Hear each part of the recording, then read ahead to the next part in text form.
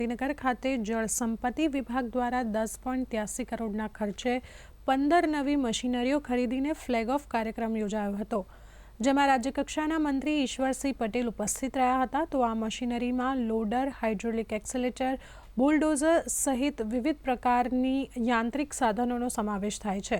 આ નવી મશીનરીથી તળાવો ઊંડા કરવા, કેનાલોની મરામત, પૂરના પાણીને અવરોધતા અવરોધો દૂર કરવા અને જળ સંગ્રહ તેમજ જળ સંચયના કામો વધુ અસરકારક રીતે થઈ શકશે।